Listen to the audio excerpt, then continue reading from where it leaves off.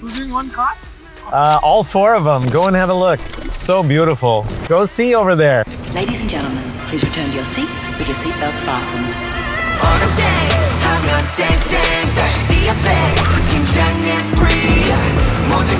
I can tell you, I'm very passionate about the cars. I don't buy them for vanity. I buy them because I love these things, and so collecting this was a dream.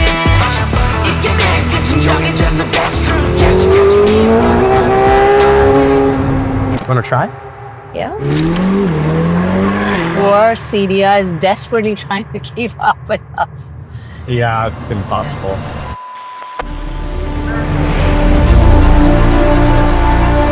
But how do you find this one's brakes? I'll tell you in a minute. Yeah.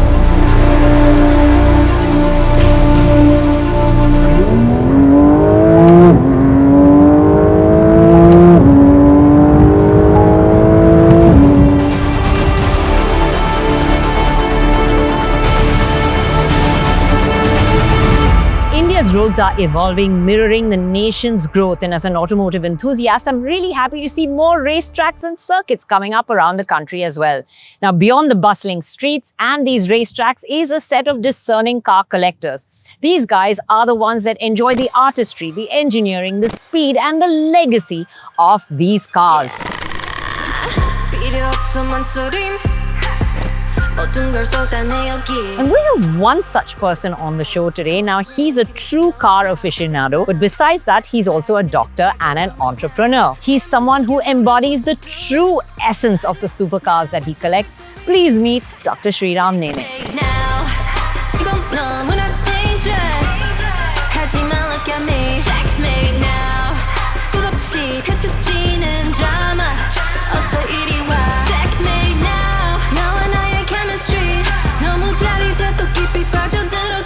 Hello, hello. How are you? I'm good. Welcome Great to to see History you. on Wheels, and thank you for sharing not one, not two, but four of your These cars. are our with us. babies, right? Absolutely. You are Very passionate. crazy passionate about cars. Myself and my wife, as you found out. Well, both of you are crazy about cars, but tell me, where did this passion begin? I think the first car I ever had was in Denver, and I had an old school 996 twin turbo manual and joined the Porsche Club of America, and we would do track days. Look, I had driven all the pedestrian cars, my Camry for 13 years, whatnot. Everyone knows the history on that. This car took it to another level, and it pushed you to the edge. Coming back to India, I always figured you needed roads before you needed cars. And honestly, where we were staying in Jew, you couldn't really own these. Moving to Worli, it became a new world for me, and I tested the hypothesis by getting a used Carrera S. And then I purchased my first new one, which was that Turbo S, and that took it to another level, and I finally tracked that thing multiple times. But then I said, now we needed more. There's never an end to it, right? No, and the 3 RS came next, and that was like a crazy track car because you think it does it. It's like my wife says, it's intuitive. Yeah. And it's almost like autopilot on another level because you point it and shoot it and it's done. Yeah. And then the McLaren came, and that was a revelation. And a 1350 kilogram carbon bucket with a huge amount of horsepower and And massive racing heritage behind it. huge, and kind of the best between their upper end track car and their other side road car, and very, very sort of driver focused. And then finally, the Ferrari just joined our fleet, and it's been a real joy to drive. And it's very luxurious and very comfortable, and yet any given day, it's a wolf in sheep's clothing. That's very well said about it. Which was that first poster you had on your wall and you said, when I make it, this is the car that So you know, the one car I don't have is the Lamborghini. Okay. And at some point we'll add that. I was testing the Revuelto, and they even offered me one for the shoot. And I said, look, until I own it, I'm not gonna put it up there. I had the Lamborghini Countach on my wall because the lines on that, and I'm all about form and function and design and The the detail. architecture. Yeah, and I worked on cars for a lot of years. I've changed motors, I've worked on exhausts, I've Bondo bodied, I've done it all. And nowadays they're so complicated, you need like a computer and an OBD and diagnostic. So I don't do as much, but it made me sort of a machine guy and a cool guy. And I translated that in my career as a heart surgeon, rebuilding a different type of pump, becoming a complicated polymer. And now I'm sort of back to the original drawing board with the cars, and I finally was able to take that poster and breathe life into it. And it's been an amazing journey. Yeah. Being a heart surgeon is pretty intense, and this is a pretty crazy side of life. It's like Dr. Jekyll and Mr. Hyde, Sure. There's two sides to it. How did you kind of balance that out? So I'll put it in two ways. On the roads, you have to be mild-mannered. I think Dr. Jekyll. I forget which one is which. And on the track, you lay it all down. You leave everything on the field. It's a little bit of both. I was telling you that in heart surgery, millimeters and milliseconds made the difference between life and death. And with any type of sports, you're pushing yourself to the edge. And that's been my whole life. 1 day, 1 minute, 1 second at 160 miles an hour, and your life is solved. And so these cars allow me to push myself. But at the same time, even for my Sunday drives, I get to get together with people, and it was never about the fashion. It was never about Joe. It was all about squeezing 100 or 200 horsepower from a liter of combustion. And now, like, this is a hybrid. This is the next generation. Yeah. And it's part electric, part motor. I'm a techno, geek, if you will, and I love what they've done with this, a gearhead, as you would call it. But at the same time, it's form and function. It's just beautiful. Well, my fingers are just itching now to get into it and drive. So shall we Let's get in go. and drive? 100%. Let's do it. Let's do it. Such a phenomenal 4-liter V8 twin turbo, 740 horsepower, like 580 foot-pounds of torque. And so everything is analog. It's like your other cars. It has, turn signals in the right place. It has everything which is normal. It's a very dedicated driver's car. Yeah. And their racing routes kind of show it off. I'll tell you, on the track and even on the roads, the ride is incredible. It is. I was just going to say this is pretty cool. You have no idea until we take it out how lovely it is, and the seating position and the view. I mean, you can see everything when you're driving. That's true. Then to boot, it's 1,350 kilogram carbon fiber tub. Yeah. And so it's incredible Yeah. in terms of its weight. And then it's a mid-engine, so the dynamics are perfect. Ferrari's heavier than this, right? It is, because it's a hybrid. Yeah. It's got a little more horsepower now. When you look at Yeah. power to weight ratios, you're almost the same or a little bit more. Yeah. And this is more torque though, because 100%. It's a So, V8 twin yeah. turbo. I'm a gearhead, so I know every last detail about what it is that makes these things tick. And I can tell you, I'm very passionate about the cars. I don't buy them for vanity. I buy them because I love these things. And so collecting this was a dream, Yeah. obviously. And that too in India, it's crazy because you're paying double the rates, half the roads. But I see India evolving immensely, and I see the future. And to be honest, I'm moving the whole fleet to electric and hybrid. So the Ferrari, for instance, is a plug-in hybrid. Correct. I just bought another hybrid. I have an electric. I think it's good for the environment, but there is something about these ICE engines that make them very special and probably last of their kind. Yeah. It's a little bit of soul, I think. It is. Yeah. And what you squeeze on it, and granted, this is an NA, so I've got the whole fleet. Yeah. I have the NA, I have the turbos, The and I have hybrids. a hybrid, and each one is special.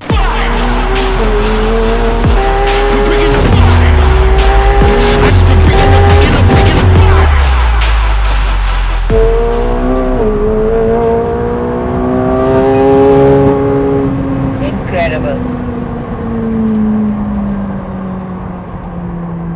It's a can't wipe the grin off your face kind of car. I'm telling you. And the amount of torque this thing has.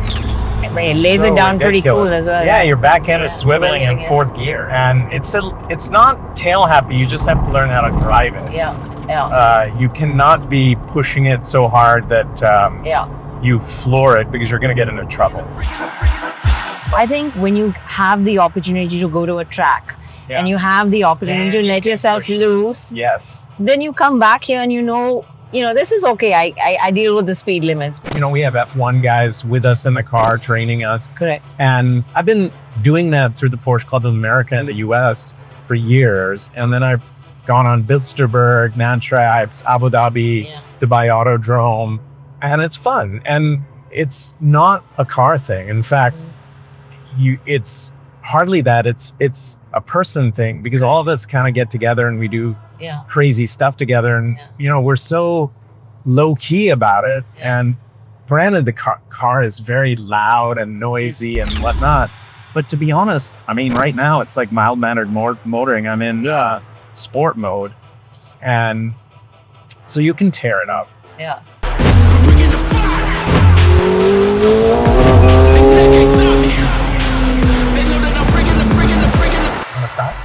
Yeah.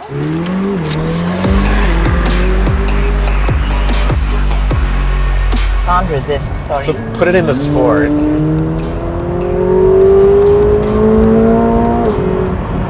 So just completely insane on this. And now try it.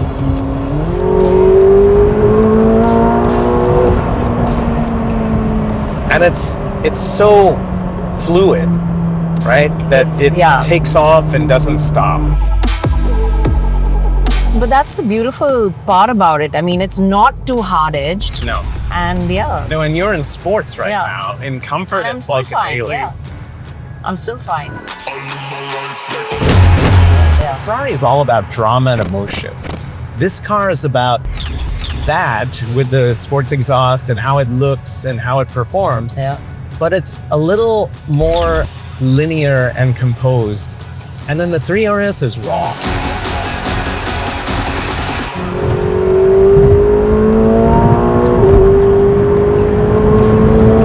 Bloody insane. So this is the one that's nice for the neighborhood, because you can roll it out in e-drive and it doesn't make any noise. Do you think open-top motoring makes sense in India? You know, I questioned it initially, and then I got this thing, and I absolutely think there's a place for it.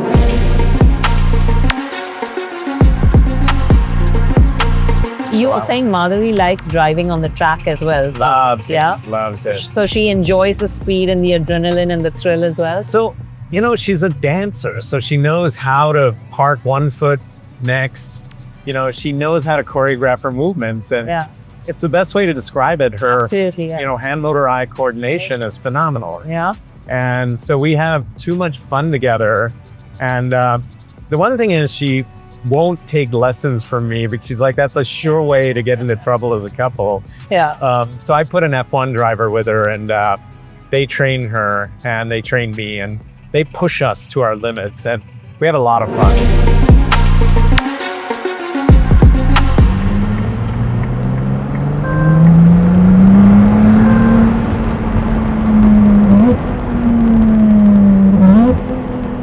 So there's a lot of drama in the exhaust note and how it behaves. And it's just amazing how all this F1 tech is now filtering into our cars of today. I mean, you know, and for the better. I wouldn't say for the worse. You feel pretty composed in spite of the fact that you have all 819 going to the rear wheels. Yeah. And unless you're an idiot and pushing too hard, which on the track, once in a while, you get to that. What's the right way of driving on a track versus the wrong way of driving on a track? Yeah, that's true. The right way is staying on the track and trying to not be in the gravel pit more often than you're in the track. Yeah. But we rarely get into that, and we're looking at lap times. And have you been on an ice drive? I have. Yeah. I did the AMG in Sweden. That is amazing as well. It is. That is where you can actually be a hooligan at low speeds.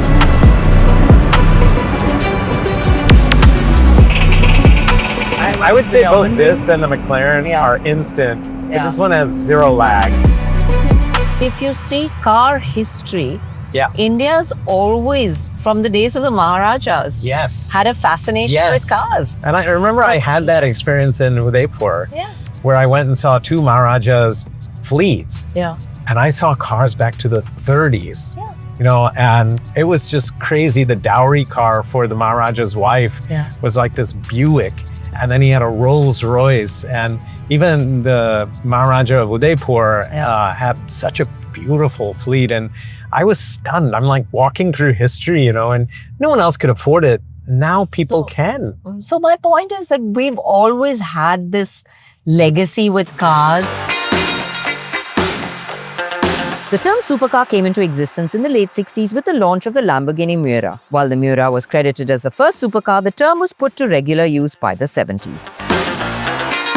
The original interpretation of a supercar was a mid-engine two-seater car with at least 8 cylinders, power output of about 400 bhp, and a top speed of at least 180 km per hour. But now the term is more freely used for any fast car with sporty handling and sleek design, or cars produced in limited production numbers. While India has had a storied history with luxury and sports cars, it's difficult to point at the exact moment or model that started the supercar culture in India. However, the most popular supercars in history could be JRD Tata's Bugatti 2000cc, Dr. Cesare Rossi's Ferrari 356 GT2+2, or Nazir Hussain and the Maharaja of Gondal's Jaguar XK120. However, with the liberalization in 1992, the import of luxury and sports cars increased significantly. Brands like Ferrari, Lamborghini, Porsche, Aston Martin, and most recently McLaren have all established a presence in India. Sanjay Dutt is one of the first Ferrari owners in the country, reportedly purchasing a 599 GTB in the early 2000s, while cricket maestro Sachin Tendulkar received his Ferrari 360 Modena as a gift from Michael Schumacher in 2002. More recently, in 2022, Karthik Aaryan took delivery of the country's first McLaren GT, which was a gift he received from producer Bhushan Kumar. You want to try it? Yeah.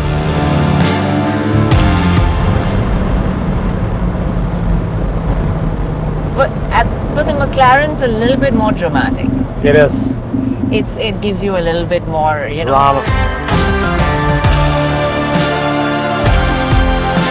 Were you a surgeon on the cars when you first got yours? So I've been building stuff forever, and it was no different as a biomechanical engineer on the heart, right? That you tear it apart, put it back together, and save people's lives, right? But even with the cars, it thrills me when you can see what's under the hood and diagnose problems and fix them. But how do you find this one's brakes? I'll tell you in a minute. Yeah. Not as good. I think the McLaren's hydraulics are better. I would like a better bite on good. this. Yeah, they're good, but I'd like a little bit more bite.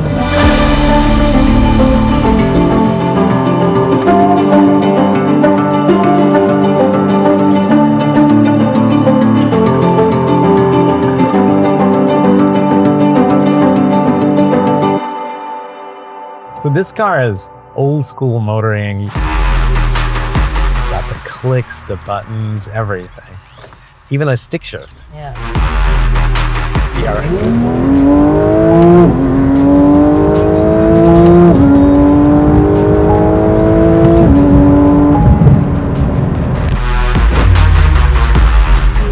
It's just a fun car, right? I think you're having too much fun with it. And the thing is, it speaks to you.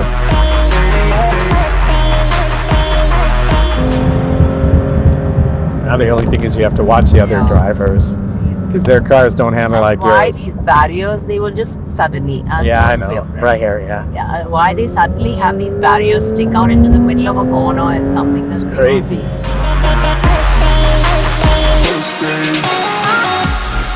So that was amazing, and thank you for letting me drive your cars. Pleasure. It's my first time at the wheel of a McLaren, so this is truly a special day for me. Glad you enjoyed it. And I can see why you had those heart emojis in your eyes when you were talking about this car, because it is just truly exceptional. A track would have been nicer to drive it on, but then I don't think you'd hand it to me. I would. Sid took it out, did Before justice. we let you go, we're going to give you a quick round of rapid fire questions. Sure. Okay. Track day or scenic drive? How do you have to choose? Manual or paddle shifters? I like paddles. Petrol engine sound or electric silence? Petrol. Engine sound. What's the most underrated feature in a car? That's a great one. I know my petrol head brothers are going to get mad at me, but I think it has to have good music. I agree with you. If your cars were a personality, which celebrity would each one be? This is great. This is a great question, actually. I would say that's like Sylvester Stallone. Very rugged, can take it anywhere, do anything with it. This one's Jean-Claude Van Damme. Because this thing like does the corners, does everything you want. I think one of these, probably this one, is Angelina Jolie. Because it's very beautiful and gorgeous, but also has the moves. And this one is kind of the outlier. And I'm not sure how you would classify this, but I would say supermodel meets race car driver because it does everything well. Yeah. And one of my faves, and I'm probably going to get into trouble from the dealer. This is Tom Cruise. Just does. Tom Cruise, I love it. I agree with that. This is Tom Cruise, actually. Yeah, we'll name her Tom. The good-looking guy who surprises you with all the action. Yeah, and he's not like, Arnold or anything like that. Exactly. But the thing is, he can put the moves down and do that. I think that's a great one. I like it. What's a driving habit you'll never break? Signals and lane discipline, something we don't do very well, which I want people to do. Do you hear that? That's for you out there. Yeah. The most surprising thing about owning a supercar? How comfortable some of them are. I mean, these are good daily drivers, with the exception of the 3 RS, and you could live with them. I don't agree with people that they're one-way cars. I think those were the days which were different. I'm not gonna go park them just anywhere, but most people are very kind. If you drive to a hotel or you go somewhere else, generally that's not a problem. The other thing is people do give me wide berth in these cars. Yeah. And the other thing is, as I was aspirational, a lot of them are too. And so they really are excited and they'll cheer you on. And that's heartening to me. What's the craziest thing you've done in one of your cars? Could be anyone. Could be your Camry. I mean, speed-wise, at Matrax, we did like 315 kilometers, which is just nuts, over almost 200 miles, right? 163.20 would be 200. 350. And that's fast. But I think hot laps, I've gone 209 in this. What else have I done? Donuts I've done. Is there a dream drive, a dream destination you've been wanting to drive your cars to? So I think Italy is one, which is always fun. And I would love to do a road tour there. So we're working on something. What's the most interesting person you've met through your love for cars? There's so many. I can't tell you. Lewis Hamilton I met a few years back. Very charming guy and driven. And what he's achieved is formidable. Phenomenal. Really good guy too. Yeah. And the last question, a car brand you've always had a soft spot for? Any one of these would be there. I mean, I've always loved the Ferraris. Porsche has been a brand I've been associated with through 4 cars. The McLaren is new, but one of my all-time faves now. And Lambo, the lines on it are gorgeous. So all of the supercars were on my screensavers and my walls. It's like children. How can you say which is your favorite, right? Supercars that I have a soft spot. Yeah. You asked me about classic versus super, and I would say the supercars are more my style. Thank you, Dr. Nene. My It's been pleasure. a pleasure talking Thank you, to Renuka. An absolutely great morning. And thank you for going with me and spending the time. We really enjoyed this and we look forward to having more chances with you when the newer cars join your collection. Sounds good. I'm looking forward to it. Thank you. Thanks, you guys out there.